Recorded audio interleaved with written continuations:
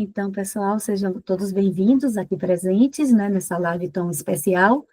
E para vocês interessados em psicologia, saúde mental, Jung, psicologia analítica, recomendamos sempre as obras do Hermano Trineto, que é o Prabhu Haribhakta.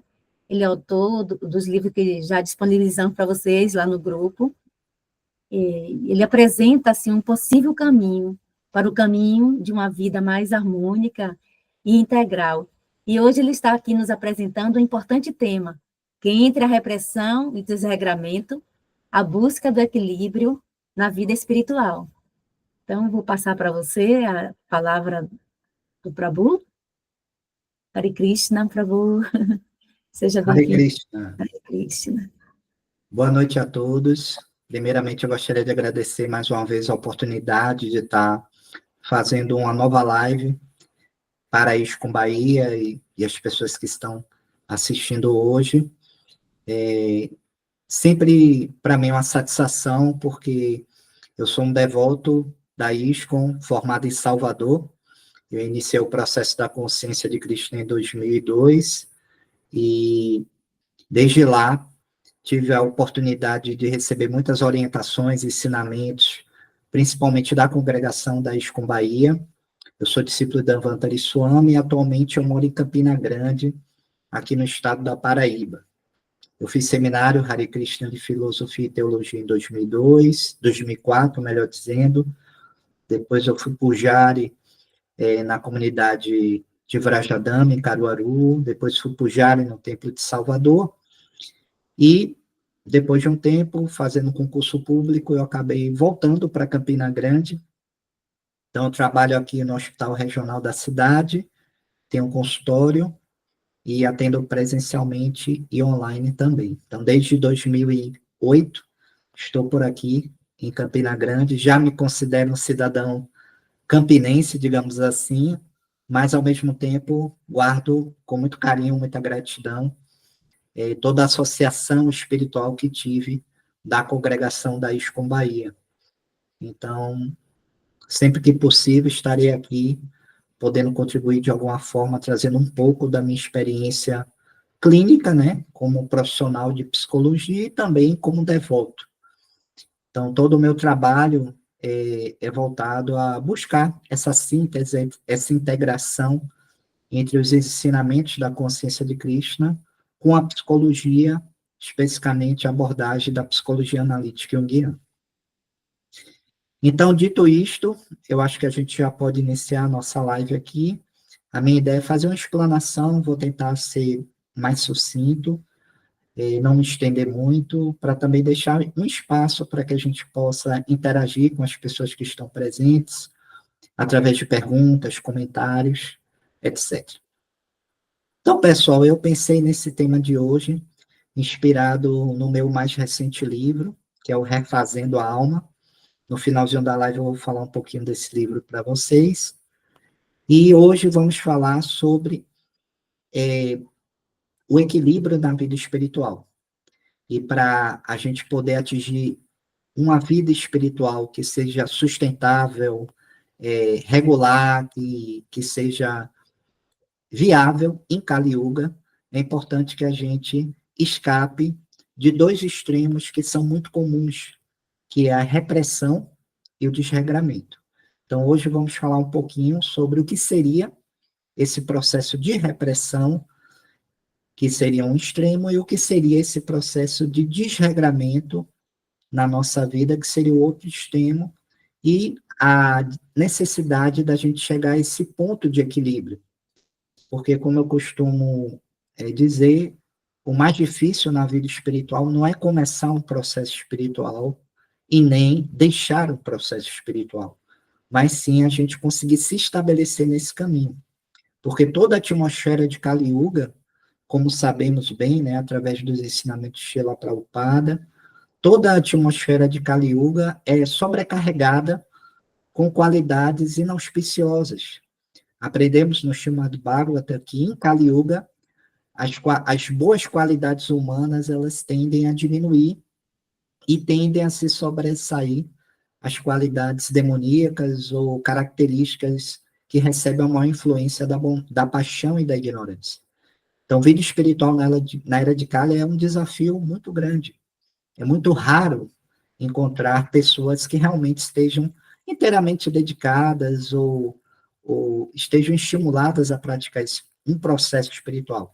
Eu não estou nem falando da consciência de Cristo em si, eu estou falando de um processo espiritual como um todo. Então, é sempre um desafio.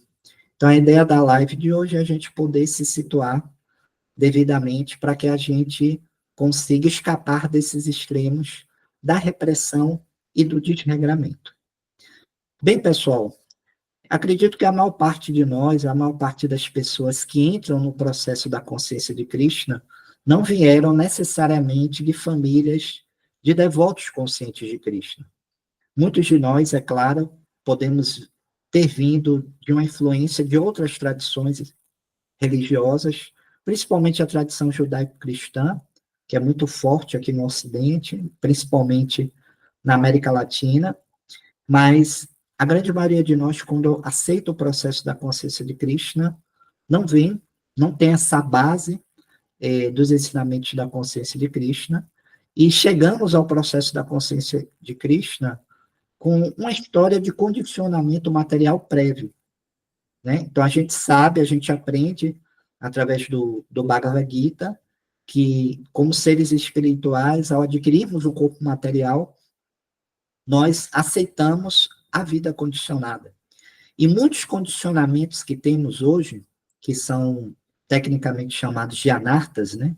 Anartas podem ser traduzidos como coisas indesejáveis ou coisas que obstacularizam o nosso desenvolvimento espiritual.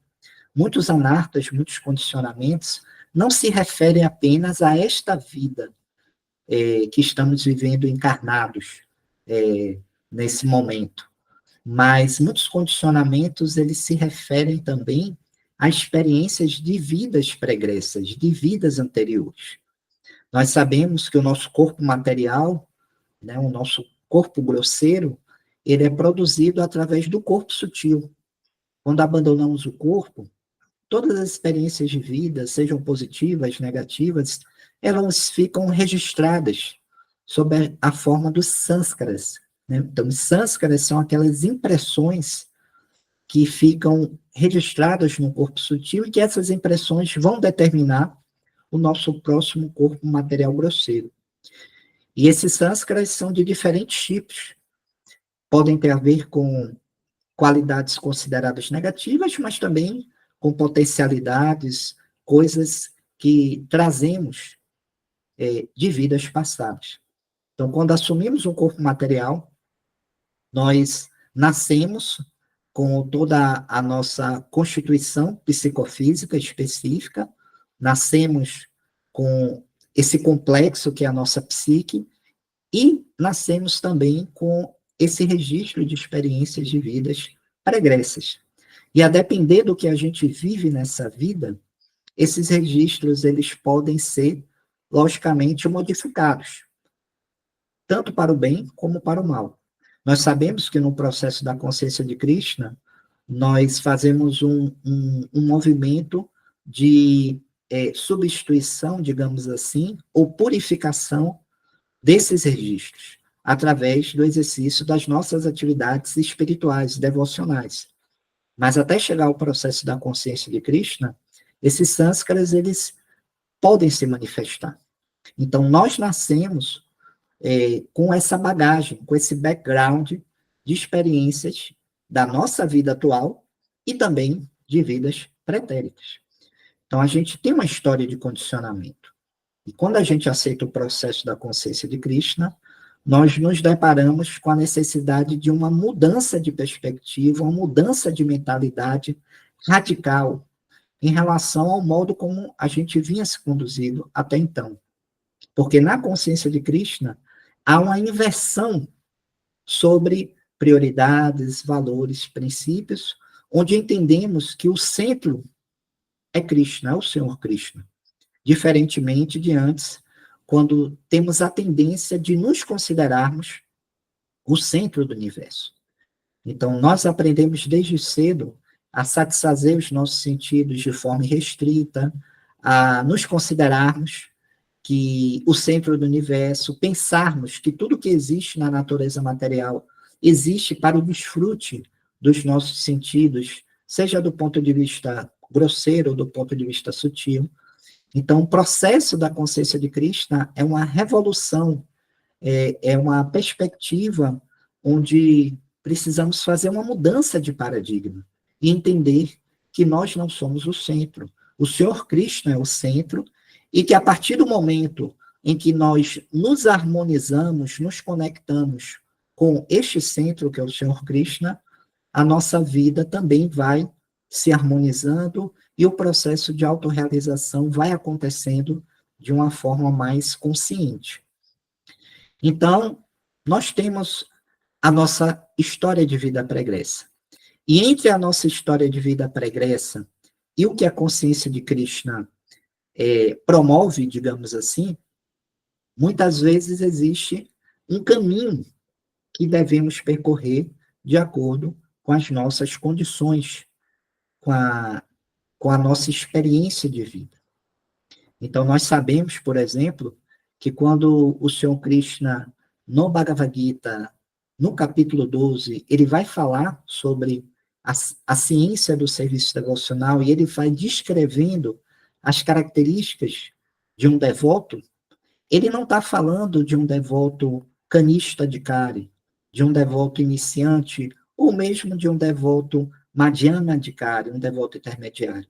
O Senhor Krishna, no Bhagavad Gita, estabelece a condição de um Uttama de Kari, um devoto na plataforma mais elevada. Então, o nível de descrição da qualificação desse devoto é uma descrição muito elevada, muito desenvolvida, porque o Bhagavad Gita é uma escritura que estabelece o padrão mais elevado de devoção e de espiritualidade na relação com o Ser Supremo. Então, por isso, o Senhor Krishna estabelece o padrão mais elevado de devoção, para servir de exemplo e de referência. Porém, a grande maioria de nós, quando aceita o processo da consciência de Krishna, como eu coloquei bem, nós temos os nossos condicionamentos, as nossas limitações, as nossas dificuldades, apesar do nosso desejo de adentrar o processo. Então, entre o processo, ou entre o devoto mais elevado e a forma como a gente chega à consciência de Krishna, existe um caminho onde vamos percorrer e se ajustar gradualmente em busca desse desenvolvimento, dessa caminhada para desenvolvermos nessa própria vida a consciência de Krishna em seu estado mais elevado. E aí muitos devotos têm uma dificuldade de entendimento sobre a necessidade de entender os próprios condicionamentos e trabalhar esses condicionamentos do ponto de vista material, do ponto de vista psicológico. Então, aí a psicologia é muito importante para que possamos entender como se dá a influência dos sentidos, da mente, da inteligência, do falso ego. É lógico que Srila Prabhupada nos trouxe muitas referências de entendimento sobre a nossa constituição psicofísica. É lógico que no Bhagavad Gita temos muitas instruções dadas diretamente pelo Senhor Krishna. O próprio Srimad Bhagavata e outras escrituras devocionais, né, como o Madhurya Kadambini, de Srila Vishwanatha Chakravarti, a gente vai ter ali muitas referências sobre o funcionamento da psique humana.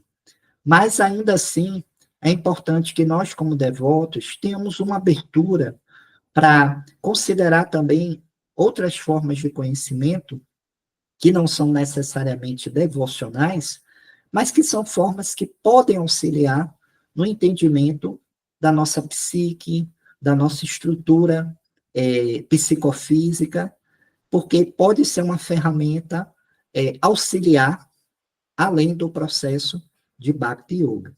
Então, nesse sentido, a psicologia, e particularmente a psicologia analítica junguiana, ela vai demonstrar que existem extremos que, quando polarizados na nossa vida, eles dificultam o nosso desenvolvimento psicológico e, consequentemente, o nosso desenvolvimento em busca de sermos, de nos sentirmos mais plenos e realizados nessa vida. E aí eu vou falar um pouquinho agora sobre esses extremos. O primeiro seria um processo de repressão, né, que isso é muito comum em qualquer caminho espiritual, independente da tradição, porque a repressão é um processo onde nós, muitas vezes, de forma inconsciente, não aceitamos, não reconhecemos em nós mesmos determinadas qualidades que julgamos inaceitáveis.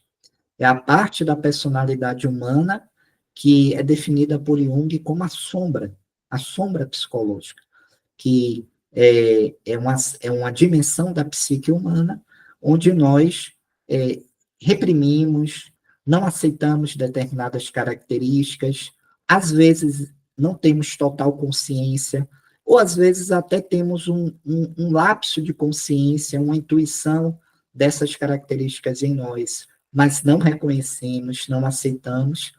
E a partir desse momento que a gente não reconhece, não aceita algo em nós mesmos, nós também temos a tendência de projetar isso que não é aceito em nós nas outras pessoas.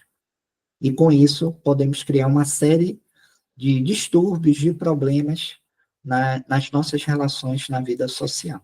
Então, o processo de repressão, né, é um processo que acontece e que o fato de reprimirmos algo não significa que aquele conteúdo que foi reprimido, ele vai deixar de existir. Ele continua existindo. Então, por exemplo, se eu tenho uma tendência, uma natureza, um aspecto meu muito agressivo, muito irado, ou muito luxurioso, não apenas no sentido estritamente sexual, mas no sentido védico mais amplo. Eu sou uma pessoa muito adicta, muito voltada ao prazer, à gratificação sensorial. Então, se eu não percebo conscientemente essa tendência e procuro trabalhar para desenvolver, para superar essa tendência, isso pode cair no campo da sombra, né, da repressão, e, como eu coloquei anteriormente, isso não vai deixar de existir. Isso vai aparecer de alguma forma. E, geralmente, os conteúdos reprimidos, eles aparecem quando há um rebaixamento, digamos assim, da nossa consciência vigil, do nosso estado de consciência mais alerta, um rebaixamento da estrutura do nosso ego. E esse rebaixamento, como sabemos, acontece sob várias circunstâncias. Quando a gente está muito ansioso, muito estressado, quando a gente está se sentindo fragilizado de alguma forma, acontece sob efeito de substâncias psicoativas, quando a gente está intoxicado.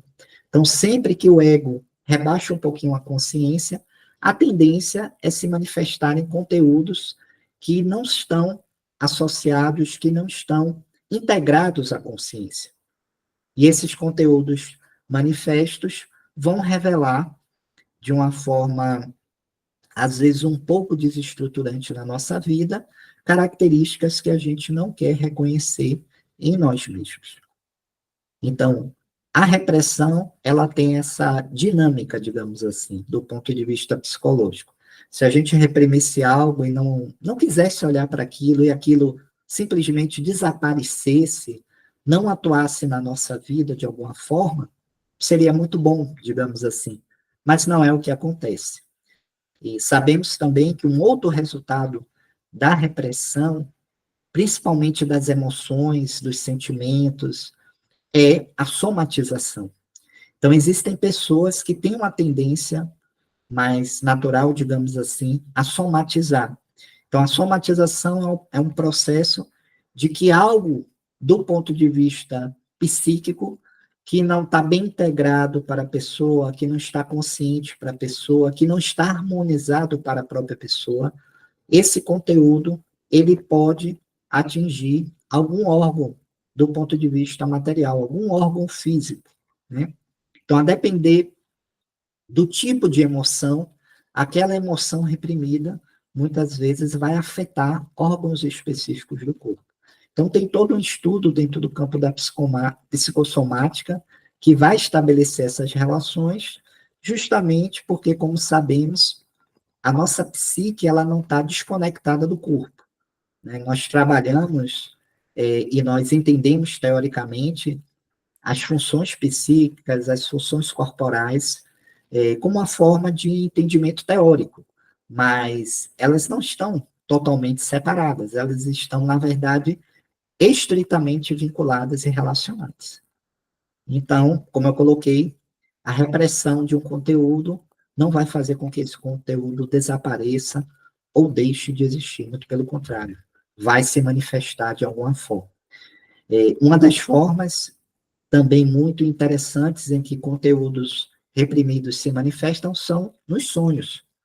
Por isso que no trabalho clínico junguiano, uma das formas de entendimento sobre o que é que está acontecendo com o paciente, como funciona o paciente do ponto de vista psíquico, quais são os seus complexos, quais são as coisas que muitas vezes ele não tem consciência. Então, tudo isso muitas vezes vai aparecer nos sonhos do paciente. Então, por isso que, de um modo geral, nós orientamos os pacientes que façam registro dos seus sonhos e que esses sonhos possam ser trazidos na sessão terapêutica e possam ser analisados, porque os sonhos podem fornecer dicas, orientações de coisas que os pacientes não estão percebendo neles mesmos, e essas dicas, essas pistas e orientações, muitas vezes estão relacionadas com necessidades que os pacientes precisam vivenciar e integrar à sua própria vida. Tá? Então, uma das formas também desses conteúdos se manifestarem é justamente na produção dos sonhos. Então, vejam que o processo de repressão ele vai trazer toda essa situação e que essa repressão na vida espiritual, ela também é fortemente influenciada pela distância que o praticante, o sadhaka, sente do seu atual estado de condicionamento e o modelo ideal de devoção que ele deve seguir. Então, muitas vezes, como nos encontramos nessa distância, não temos, em muitos momentos, a sabedoria, a maturidade de entender o nosso momento e de gradualmente ir se aperfeiçoando. O Jung colocava que perfeição não existe. Perfeição, ele dizia, é atributo dos deuses. Cabe ao ser humano o aperfeiçoamento. Então, a ideia de aperfeiçoamento é a ideia de uma melhoria gradual, de um desenvolvimento gradual, para que ele possa se tornar um ser cada vez mais inteiro e cada vez mais realizado. E isso é um processo gradual. Então, por isso que se fala que a vida espiritual é um processo de autorrealização, que a autorrealização não é um processo instantâneo, de uma iluminação instantânea, onde a pessoa deixa de desconsiderar a sua vida de condicionamento passado. Não é assim que funciona, né? Então, a vida espiritual é um processo de aperfeiçoamento gradual. Eu gosto muito de uma imagem que eu já ouvi, já li em certas passagens das Escrituras, de que o processo de purificação, o processo de libertação desses condicionamentos materiais, ele é exatamente como produzir o ghee. Então, nós sabemos que o ghee é a manteiga clarificada, é a manteiga em seu estado mais puro. Quando a gente vai produzir o ghee, por exemplo, né, quem é pujari, quem cozinha para as deidades, né, sabemos como é que é feito o ghee. Então, colocamos o ghee, a manteiga, em seu estado bruto, dentro da panela. Então, através de um fogo, que é mais ou menos o banho-maria, né, nós vamos ali aguardando aquela manteiga derreter e, aos poucos, sob o calor do fogo, essa manteiga, a impureza da manteiga, ela vai subindo. E aí, quando a gente observa a impureza, a gente retira com a concha, e o que resta na panela, no recipiente, é a manteiga clarificado, é o gui. Então, o processo de purificação espiritual é exatamente como o gui, como produzir o gui. Então, nós somos essa manteiga em estado bruto, que certamente contém muitas impurezas. Esse fogo é exatamente o processo espiritual, o contato com a consciência de Cristo. E precisamos ter a consciência de fazer a remoção da impureza, assim como a pessoa que produz o gui.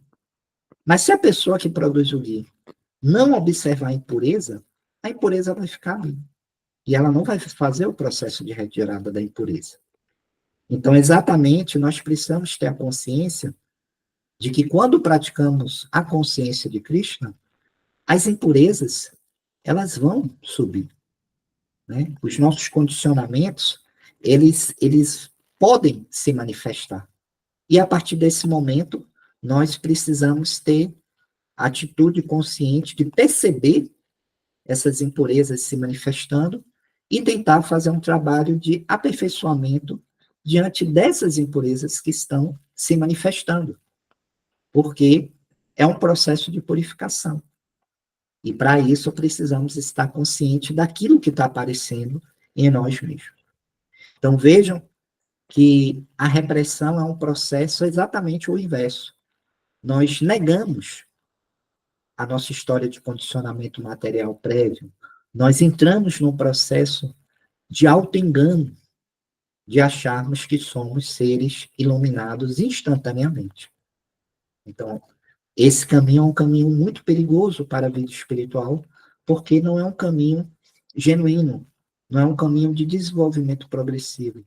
É um caminho onde simplesmente rechaçamos esse aspecto de nossas vidas, e aí o resultado desse rechaçamento é basicamente o adoecimento psíquico, e aí eu coloquei já para vocês as formas que a repressão produz em nosso corpo e em nossa mente, através de somatizações, através da projeção daquilo que a gente não aceita em nós, em outras pessoas. Então, a gente começa a julgar o outro, né?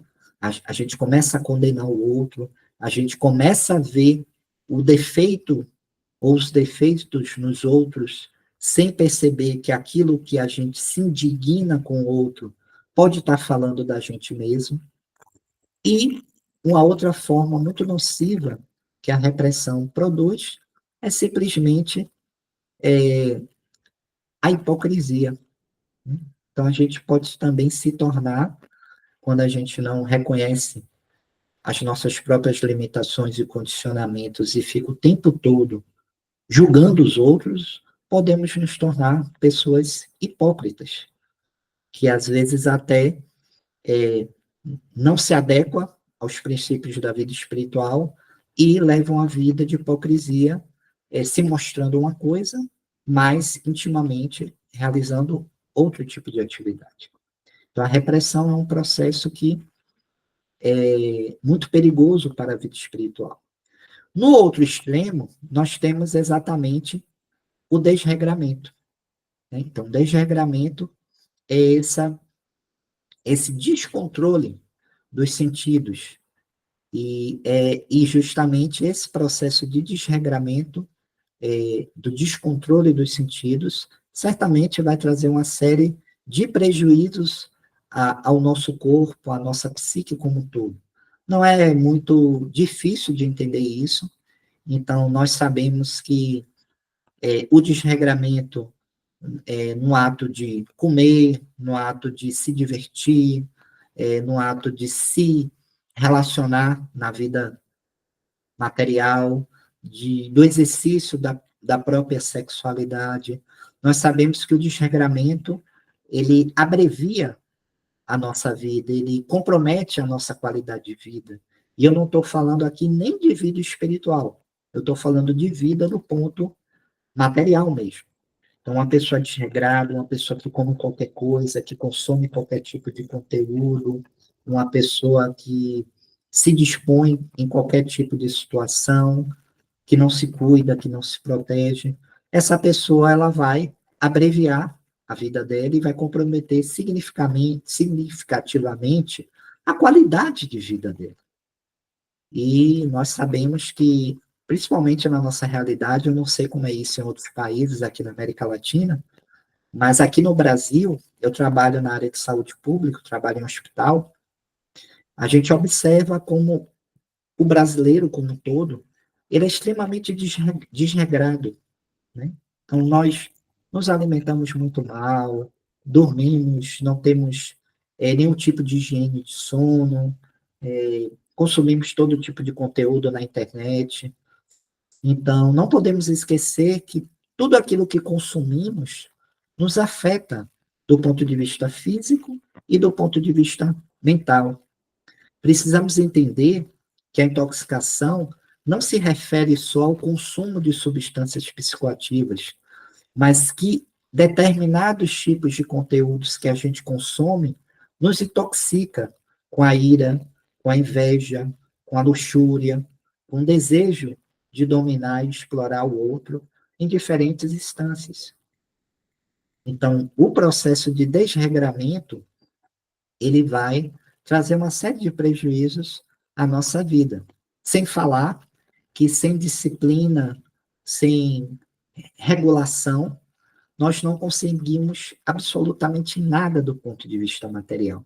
Nenhum projeto da gente se desenvolve, a gente não consegue estabelecer relações satisfatórias, saudáveis com as pessoas, a gente não consegue se comprometer com nada, a nossa vida não anda, a nossa vida simplesmente estagna e fica totalmente comprometida.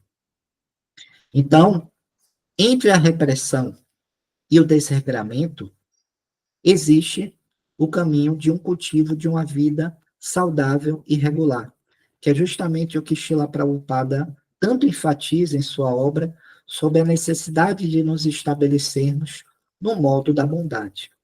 Vejam que a cultura védica, o processo da consciência de Cristo, ele não é um processo proibitivo a nível comportamental. Ele é muito mais um processo informativo. Então, nós vamos encontrar nas escrituras uma série de informações onde nos orienta, olha, se você se ocupar em determinado tipo de atividade, você vai ter um resultado X. Se você se ocupar em uma atividade de uma outra natureza, você vai ter um resultado Y. Então, a cultura védica não é uma cultura proibitiva, ela é uma cultura de regulação. Então, os Vedas ensinam que a vida humana ela passa por um processo de regulação.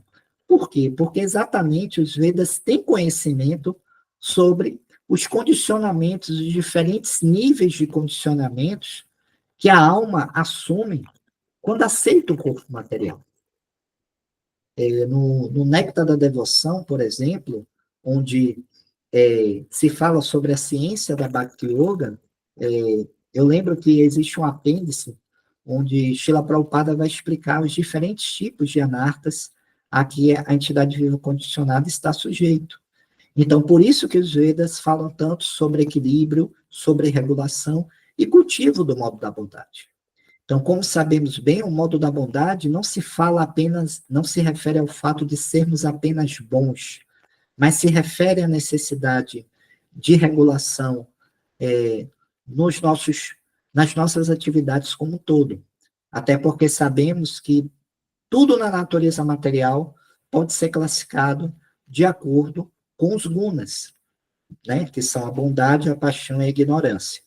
Então, a gente pode até fazer aqui uma relação que a ignorância, o modo da ignorância, que é um modo de letargia, de indolência, de falta de iniciativa, de loucura, como o próprio Senhor Krishna explica no Bhagavad Gita, a ignorância, ela pode estar relacionada a esse processo de repressão, enquanto a paixão, que é a atividade desenfreada, busca por gozo dos sentidos, né? Aquela pessoa que está à influência de um guna, que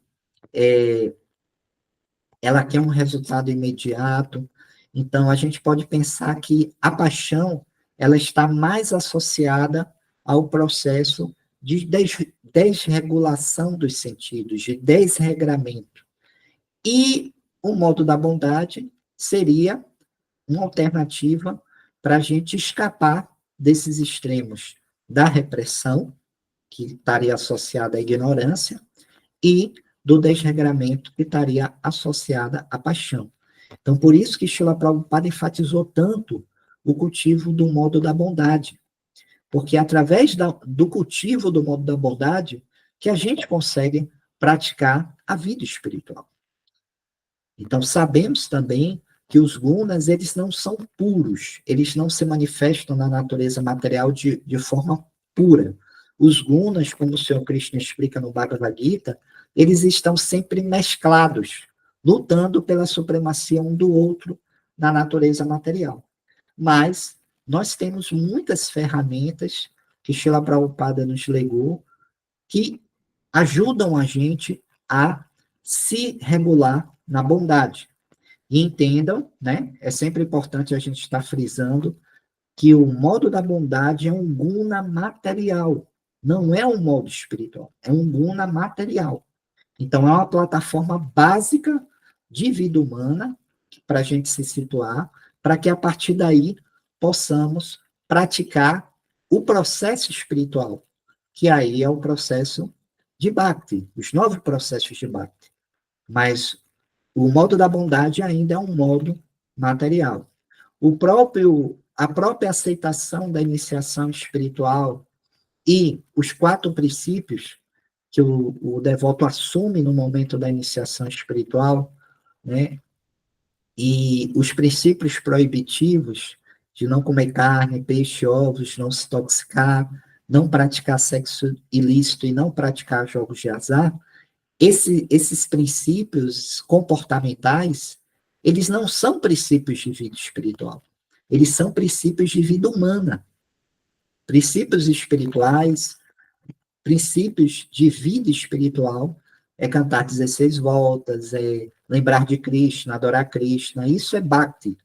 Mas princípios comportamentais negativos, né, que o devoto promete não realizar mais essas atividades, eles são princípios de vida humana. E esses princípios ajudam a que se estabelecemos no modo da bondade. Então, eu colocaria aqui para vocês que para a gente poder escapar, para a gente poder se situar de uma forma mais regular, de uma forma mais estável na nossa vida, o modo material, o cultivo do modo material da bondade, associado, logicamente, à prática espiritual, porque não adianta você estar no modo da bondade sem cultivo de consciência de Krishna, né? Mas o modo da bondade é a plataforma básica necessária para que não fiquemos polarizados entre a repressão e o desregramento. Porque no modo da bondade, nós podemos cultivar disciplina, austeridade, equilíbrio, inteligência, Vyavasayatmika Buddhi, como Krishna explica no Bhagavad Gita, inteligência alicerçada em conhecimento espiritual, inteligência alicerçada também no conhecimento de outras fontes de saber que possam servir de auxílio à compreensão da nossa natureza condicionada. E entre essas fontes de saber, logicamente, a psicologia e, particularmente, né, pela minha experiência profissional, eu entendo que a psicologia analítica junguiana, ela fornece ferramentas interessantes, sustentáveis, para que possamos dialogar com o processo da consciência de Krishna, em que a gente consiga ter uma vida baseada no princípio da regulação e não da repressão ou do desregramento. Ok, pessoal? Então, acho que eu vou ir finalizando aqui o meu comentário. Como eu coloquei no início da live de hoje, esse tema é um tema que eu me inspirei através do meu mais novo livro, que é o Refazendo a Alma. Acho que dá aqui para ver, né? Esse livro, na verdade, é o meu terceiro livro, é um livro que eu escrevi voltado, o subtítulo Diálogos sobre Psicoterapia, Transformação e Cura. Então, ele é um livro que ele é escrito sob a forma de um diálogo entre um professor universitário e estudantes. Esse diálogo não aconteceu, de fato, né? Assim, foi um diálogo que eu construí entre eu mesmo e outros aspectos meus, onde eu vou trabalhando alguns temas voltados ao processo psicoterapêutico, né? Por que as pessoas buscam terapia, quais são as etapas desse processo, quais são as qualificações de um psicoterapeuta, como se dá a relação terapeuta e paciente, e é um livro focado também no aspecto da transformação e do desenvolvimento, como uma pessoa pode se conhecer mais e se transformar através do processo terapêutico de base junguiana. E aí, o último capítulo desse livro é falado exatamente sobre o aspecto da espiritualidade no trabalho clínico, no trabalho da psicoterapia. Como o tema da espiritualidade é acolhido dentro do processo psicoterapêutico.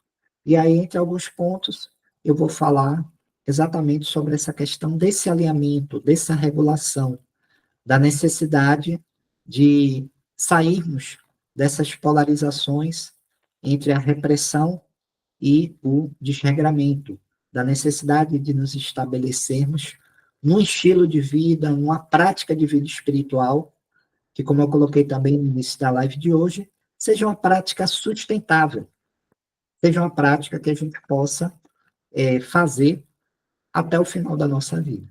Então, para essa sustentabilidade acontecer, nós precisamos cultivar o modo de vida da bondade, praticar a consciência de Krishna, mas também estar o tempo todo consciente dos nossos anartas, dos nossos condicionamentos, de como podemos nos melhorar como pessoa.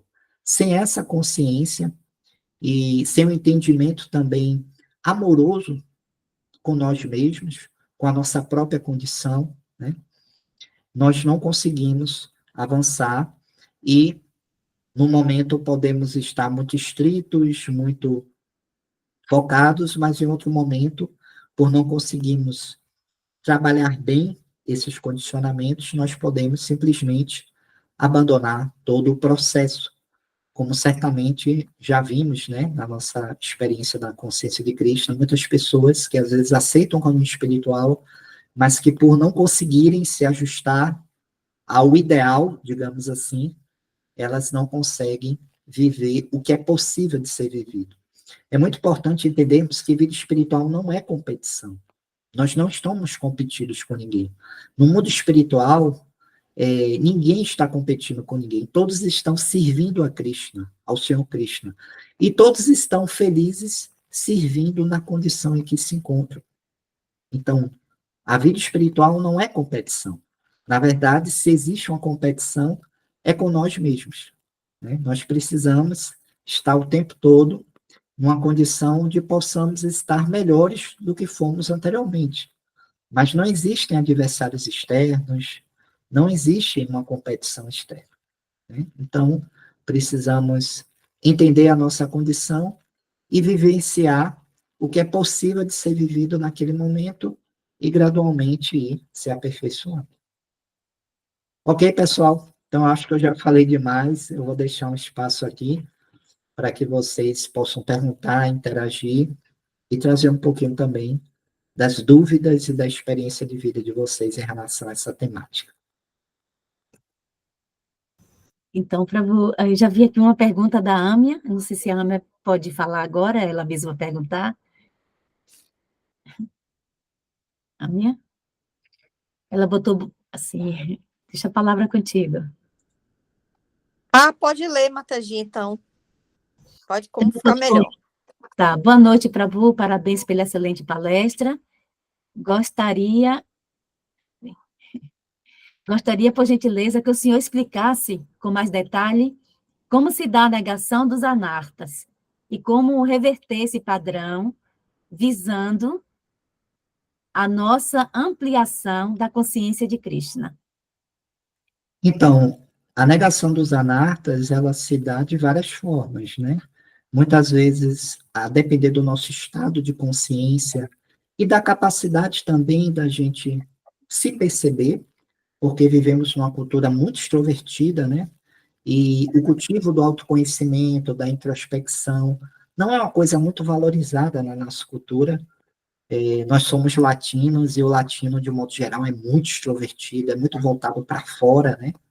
Então, geralmente, não são valores enfatizados. A introspecção, o autoconhecimento não são valores enfatizados. Então, muitas pessoas têm dificuldade de perceber as próprias emoções, os sentimentos. Então, essa dificuldade de percepção dos anartas, ela pode passar por um total desconhecimento da pessoa, e aí aquilo que não é consciente para nós mesmos, a tendência é a gente projetar no outro, projetar no mundo externo, nas situações, nas outras pessoas. Esse desconhecimento, ele pode passar por uma intuição, por uma percepção que a gente tem aquela qualidade. Às vezes as pessoas até mostram para a gente, mas a gente não aceita, não reconhece, por uma obstinada teimosia, por um falso ego, a gente não quer aceitar e fica lutando com aquilo, né? Então, existem várias formas da gente não entrar em contato com aquilo que a gente não quer olhar, né? Às vezes a gente entra num processo de auto-engano mesmo. E do ponto de vista da psicologia junguiana, é muito mais difícil você trabalhar e se aperfeiçoar a partir de algo que você não tem consciência. O primeiro passo é a tomada de consciência. Então, por isso também, Ana, que muitas vezes as pessoas têm uma resistência a entrar no processo terapêutico. Porque muitas vezes a terapia, ela vai fazer esse trabalho, na verdade, grande parte do trabalho terapêutico é o trabalho de confrontação com a sombra interior, com aqueles aspectos que muitas vezes a gente não reconhece em nós mesmos. Fazendo uma observação aqui que na sombra não tem só qualidade negativa, não. A sombra também tem aspectos que não são integrados ao ego, que não fazem parte da consciência, mas que podem ser positivos. Mas, de um modo geral, as pessoas não aceitam, têm uma dificuldade de reconhecer. Às vezes, elas procuram até a terapia com a sensação de que elas querem que o terapeuta confirme que o problema dela está relacionado com o pai, com a mãe, com o patrão. Então, às vezes, as pessoas têm a tendência de achar que o problema para as dificuldades dela estão apenas nos outros. E, às vezes, essa pessoa não reconhece que ela também pode estar contribuindo, ainda que de forma inconsciente, para aquela situação problemática da qual ela mesma se queixa. Então, é muito difícil porque as pessoas têm, de um modo geral, é claro, têm uma resistência a reconhecer as suas próprias dificuldades. E a vida espiritual, isso é muito mais complicado, porque também nós, quando aceitamos um processo espiritual, existe uma persona, existe uma máscara que está associada ao praticante da vida espiritual, né? Então, algumas características, como, por exemplo, né? Os devotos são mansos, são humildes, os devotos não ficam irados, os devotos são sempre bondosos, sempre servem. Então, o problema não é essas características, o problema é como a gente interpreta isso. Então, o que significa humildade, por exemplo? Será que humildade significa aceitar tudo incondicionalmente? Será que humildade significa você ser humilhado por uma outra pessoa e não reagir, não se colocar devidamente? Será que humildade significa se submeter a todo tipo de situação? O que é humildade na vida espiritual? Será que humildade não é, de repente, você reconhecer um elogio que fazem? Poxa, Prabhu, você cozinha bem, você adora Krishna bem, você é um excelente psicólogo, você escreve bem. Será que humildade também é reconhecer esse elogio, mas saber, como Krishna explica no Bhagavad Gita, que todas as qualidades humanas emanam dele, saber que se somos bons em algo, isso não serve, isso não se deve apenas à nossa qualificação pessoal, mas é Krishna que outorga essa capacidade em nós. Será que isso não é humildade? Isso sim é humildade. é reconhecer que podemos ser bom, podemos ter um potencial, mas que isso nos é dado por Cristo. Isso não depende apenas do nosso próprio esforço pessoal. Então, existem muitos conceitos que precisam ser trabalhados, muitas características, né, como eu coloquei aqui, humildade, mansidão, que eu percebo que, às vezes, as pessoas não entendem o que significa isso. E aí adotam uma falsa postura de humildade, uma falsa postura de mansidão, de bondade, e com isso, na primeira situação onde o ego é tocado, elas muitas vezes se transformam. E aí toda aquela agressividade que foi reprimida, tudo aquilo vem à tona. Então, é muito complexa toda essa situação. Então, por isso que é importante estarmos praticando a nossa vida espiritual, seguindo o processo, porque o processo é perfeito, né? Eu costumo dizer que o processo é perfeito. Nós, praticantes, é que temos as nossas limitações. Então, a gente tem que seguir o processo, mas a gente precisa ter um entendimento também, até do ponto de vista psicológico, né? De compreensão das emoções, sobre o que é ser humilde, por exemplo. Tá bem? Então, não sei se eu consegui ajudar, mas espero ter respondido algo aí. Algo a acrescentar, Âmia? Mais alguma pergunta? Alguém?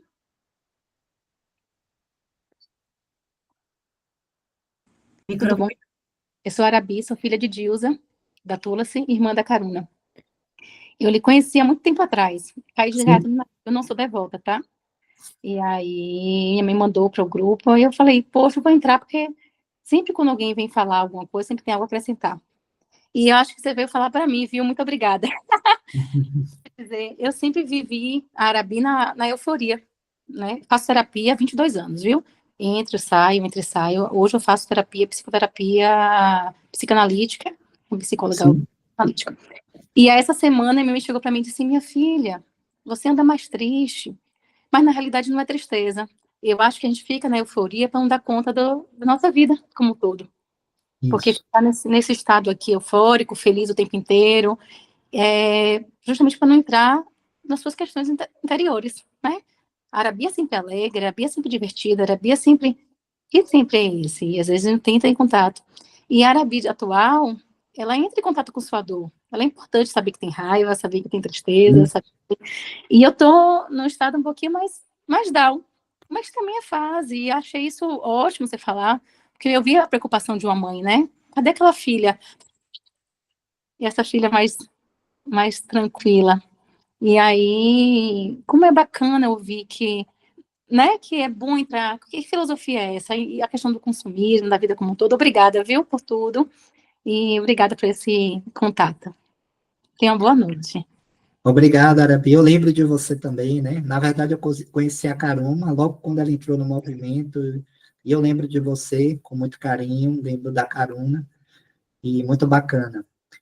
Pois é, nós precisamos, você falou algo muito importante aí. Na clínica, um dos grandes trabalhos que a terapia proporciona é fazer com que os pacientes se conectem com as próprias emoções, porque muitas vezes nós, até por força da vida social, das expectativas das outras pessoas, nós criamos uma persona mesmo, né? Que é um termo que Jung usa para dizer que é a nossa face que a gente usa para interagir com a vida social. E às vezes as pessoas cobram, às vezes há uma cobrança social para você estar o tempo todo feliz, alegre, ser extrovertido. Eu falei aqui que a nossa cultura é muito extrovertida, né?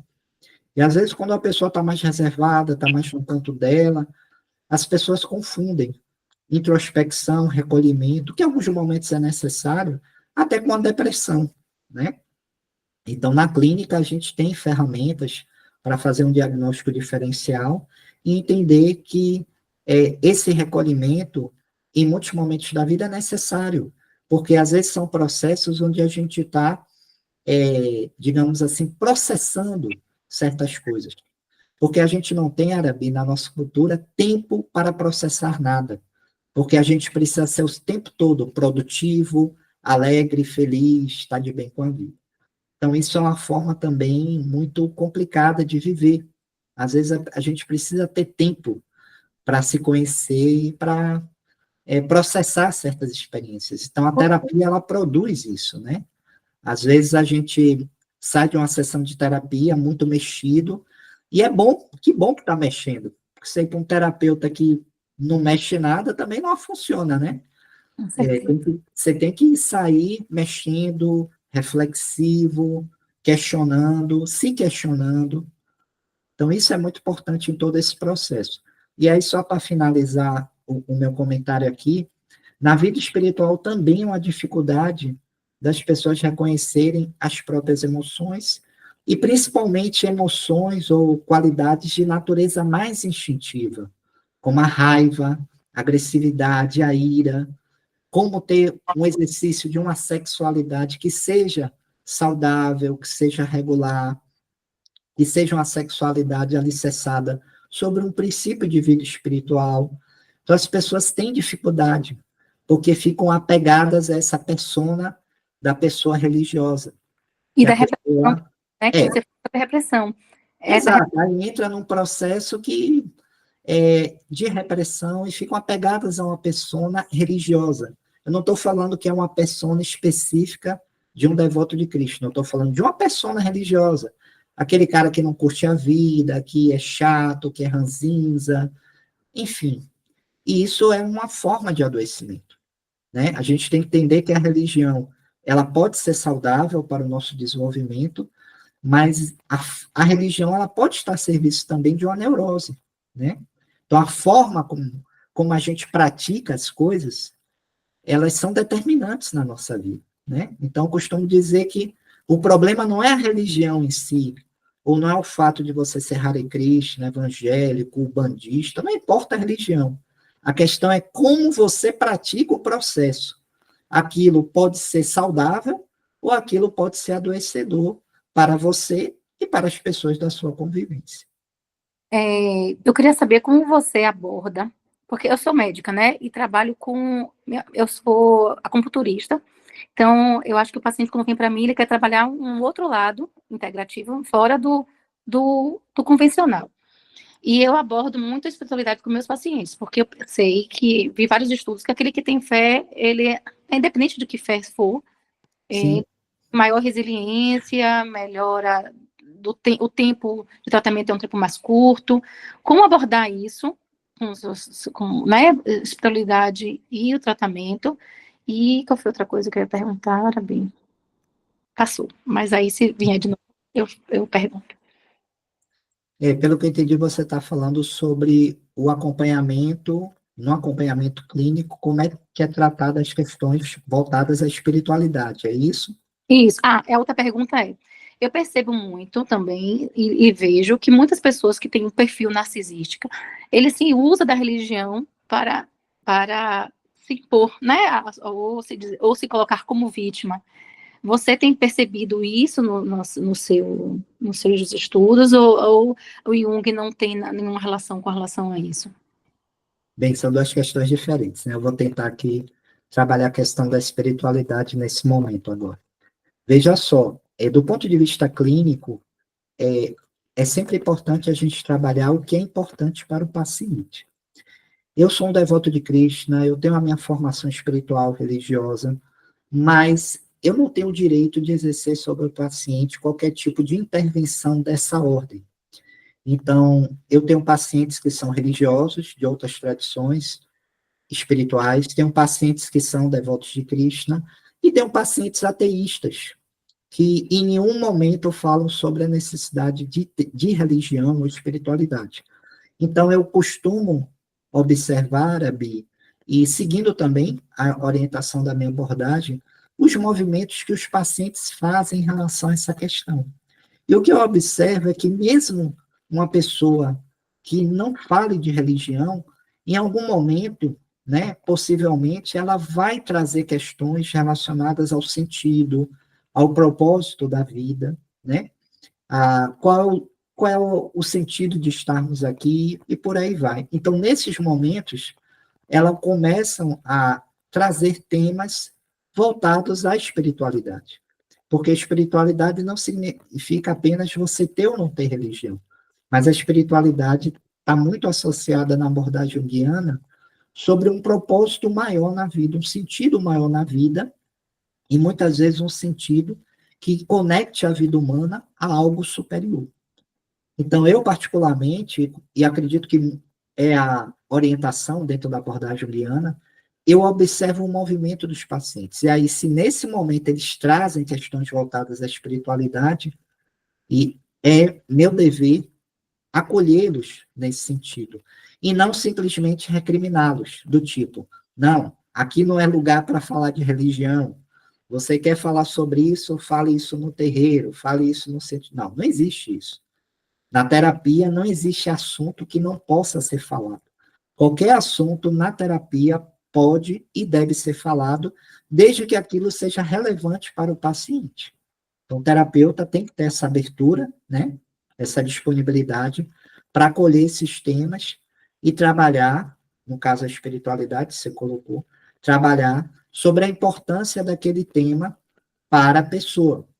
Então, às vezes, a pessoa já tem um caminho espiritual, já tem uma religião, mas está enfraquecido no caminho e tudo, e começa a falar a necessidade de se dedicar mais. Então, a gente vai trabalhar essa questão.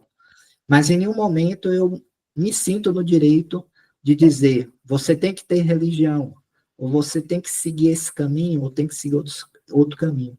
Nós não temos esse direito do ponto de vista profissional, apesar de eu ter minhas convicções. Mas eu não tenho esse direito, porque não adianta eu impor uma verdade ao paciente se aquela verdade não for verdadeira para ele. Não adianta. Aquilo tem que ser verdadeiro para ele. Certo?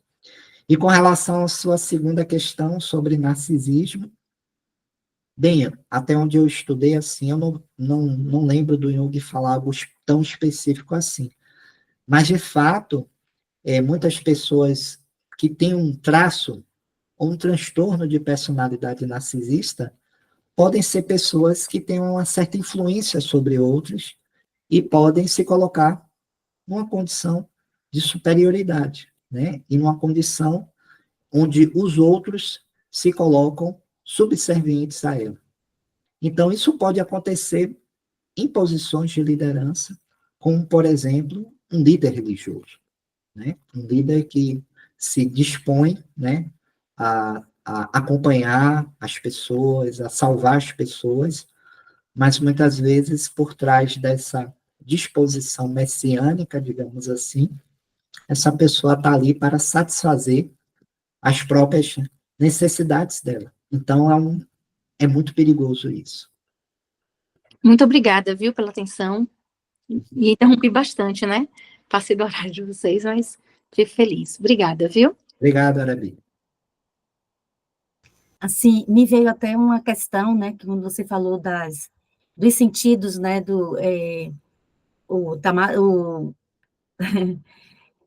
da espiritualidade, né, da paixão e da bondade, né, e da ignorância. Aí o caminho do meio foi o caminho mais apropriado, que é o caminho da paixão, da bondade, né? Sim. Aí, para chegar, né, tá nos extremos, você explicou, né, um extremo e outro extremo. Mas como a visão dessa pessoa com a terapia, chegar a esse entendimento é fácil ou é prolongado, vai depender de cada um? Como é que se me deu essa curiosidade? Todo o processo de autorrealização é sempre um processo muito personalizado, muito individual. Nós temos na consciência de Cristo, em qualquer tradição espiritual, regras, orientações que são muito gerais. Por exemplo, um devoto deve ser compassivo, um devoto deve ser equânime, um devoto deve ser misericordioso, um devoto deve ser humilde, um devoto deve estar sempre a serviço dos outros, e por aí vai. Nós vamos ter uma série de orientações. Mas a forma, Mataji, como vamos desenvolver cada uma dessas qualidades vai ser diferente, porque cada pessoa está num processo de vida diferente, cada pessoa tem uma história de vida diferente, às vezes, algo que é muito difícil para mim de desenvolver, para você é mais fácil. Às vezes, algo que é muito fácil para você, para mim é mais difícil. Então, são vários fatores que vão determinar que o desenvolvimento espiritual é sempre um processo muito pessoal, embora as orientações sejam gerais. Então, é por isso que o devoto precisa, né, ter esse discernimento de conhecer cada vez mais a si mesmo, conhecer os seus pontos mais difíceis, né? Os seus pontos cegos, os seus pontos onde ele já consegue se desenvolver melhor, e por aí vai. Então, ele precisa ter esse conhecimento para que ele possa, gradualmente, se aperfeiçoar, né? Então, como eu coloquei, às vezes, o desenvolvimento de uma humildade para uma pessoa é algo muito fácil, ele já faz, ele já tem uma certa bagagem, né, dessa vida e de outras vidas, e às vezes a humildade para uma outra pessoa pode ser algo muito difícil de desenvolver, né? Geralmente, aquilo que a gente tem mais facilidade de desenvolver, geralmente são ganhos que a gente já teve de experiências pretéritas, né? Dessa vida e de outras vidas. E justamente aquilo que a gente tem mais dificuldade de desenvolver é aquilo que possivelmente a gente ficou estagnado na nossa vida pregressa, né? Então, tem essas questões que precisam ser contempladas, né? Então, a gente precisa ter esse entendimento que uma dificuldade, né, que a gente tem, assim, a gente luta, mas não tem dificuldade, possivelmente é algo de vidas passadas, que a gente está tendo uma outra oportunidade agora para se desenvolver. Então, por isso que o caminho é sempre um caminho muito pessoal e que a psicoterapia ela pode ser uma ferramenta útil, né, uma ferramenta auxiliar ao processo da consciência de Krishna, para a gente, além da consciência de Krishna, além das ferramentas que a consciência de Krishna traz, a gente poder, com a psicoterapia, identificar melhor esses anartas, esses condicionamentos, e dar um tratamento do ponto de vista psíquico, né? Então, a psicoterapia pode ser um recurso auxiliar. Ela não é melhor nem pior que a consciência de Krishna, né? Como eu falei, a consciência de Krishna é um processo perfeito, mas a psicoterapia ela pode dar alguns entendimentos, algumas orientações para que a gente conheça melhor a nossa estrutura psíquica, né? Como a gente funciona do ponto de vista psíquico. Muito obrigada por essa abordagem, né, e esse chamado, né, dessa percepção. Muito bom, agradeço imensamente. E não sei se mais alguém, Sandro, quer fazer alguma pergunta? Boa noite, Sandro. Macari, José Macari. Namastê. Então, pessoal, aqui, para encerrar a live, né, eu fazer uma propaganda, né, para vocês que adquiram o livro, né, os estudos maravilhosos, né, prestigiando esse trabalho tão importante, né, o Hari Bhakta, o Hermano Trineto, ele é autor de algumas conexões sagradas, por exemplo, 3 histórias sobre a busca humana pela experiência da totalidade, de 2015, e o Ser Mais Inteiro, do resgate das sombras do anseio por transcendência, 2021, né? Então, para maiores informações, eu vou deixar aqui embaixo o contato, né, do e-mail do Hermano Trineto, que é hermanotrineto@gmail.com, e do Instagram, que é Hermano Trineto, tá? E o contato também do telefone, caso vocês queiram, né, conversar com ele através do WhatsApp, que é DDD 83 9874 8572, tá?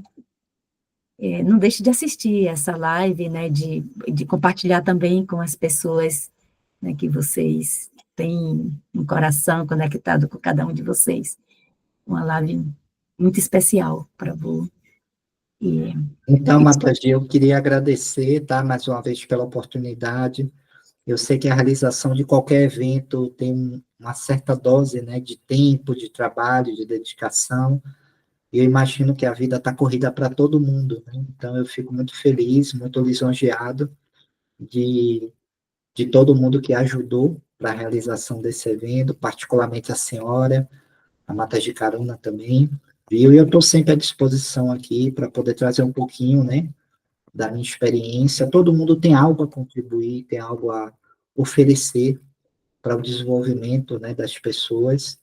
E o meu desejo, né, como devoto e como um profissional da área de psicologia, é poder ver os devotos praticando a vida espiritual, como eu coloquei no início da nossa live, de uma forma equilibrada, de uma forma regular, de uma forma constante e sustentável, né?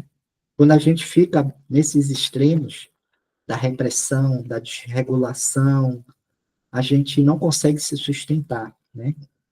Então, a disciplina, a regularidade, como eu coloquei também, é algo essencial para a nossa vida como um todo, não só na vida espiritual, mas na vida como um todo. Se a gente não tem algum nível de equilíbrio, de regulação, a gente não consegue se desenvolver, né? Então, eu espero que os devotos, né, cada um à sua própria maneira, possa também achar esse ponto de equilíbrio, que não é fácil, é um desafio, e que possamos praticar a consciência de Krishna de forma transformadora, não apenas como um processo religioso, de seguir ou não seguir princípio, mas de uma forma transformadora, né? Nós nunca devemos pensar que os nossos condicionamentos, que as nossas limitações são maiores do que, né, a capacidade que temos de desenvolver o amor puro por Cristo, né? Ou pensar que os nossos pecados, digamos assim, né, dentro de uma linguagem mais judaico-cristã, que os nossos pecados são maiores do que a capacidade que Krishna tem de nos acolher e de, né, de estar também buscando a relação conosco. Muito pelo contrário, né? Nós temos uma série de evidências escriturais onde o processo da consciência de Krishna é mais poderoso do que qualquer tipo de anarca e condicionamento. Então, a gente deve ter sempre isso em mente, que apesar das dificuldades, é sempre importante estar no barco da consciência de Krishna, né? A gente pode até cair, a gente pode até, né, ter algum tipo de se perder em algum momento, mas a gente tem que estar dentro do barco. A gente não pode cair fora do barco.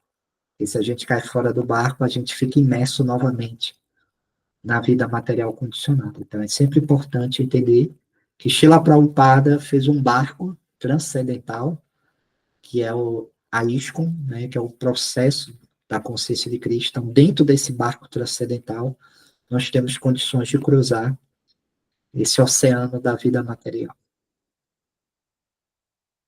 chegar ao ponto desejado. Exatamente.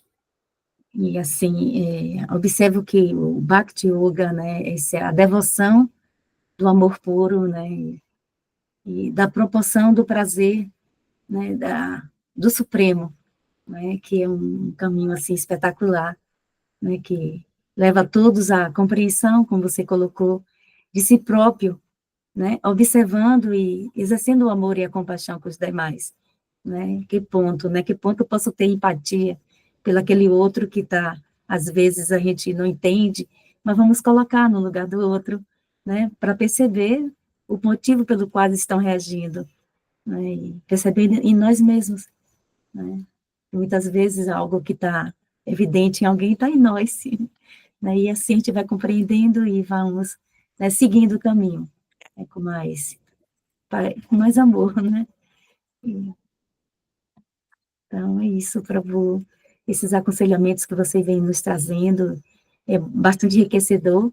Aqui foram convidados vários grupos, como a Seva, o grupo da Japamala, e da Isco Bahia, a Âmia, ela faz parte do grupo da comunicação, me deu bastante apoio, né, nessa live, com a Govinda, a Nanda Govinda também, com cartaz, com a divulgação, mas com quase final de semana, o pessoal, ele também trouxe uma devolutiva, não é, que iriam mais ver as gravações, então, com certeza, Essa gravação vai para o YouTube, né, assim que concluirmos aqui, ele for liberado do Meet, e disponibilizaremos para as pessoas, as demais pessoas assistirem, né. O Sandro, ele colocou aqui também uma mensagem, que devemos ter mais lives, né, com o Senhor. E é isso aí. Agradeço imensamente a sua disponibilidade, de estar presente, e uma boa noite para todos. Namastê, Hare Krishna. Uma boa noite, Hare Krishna.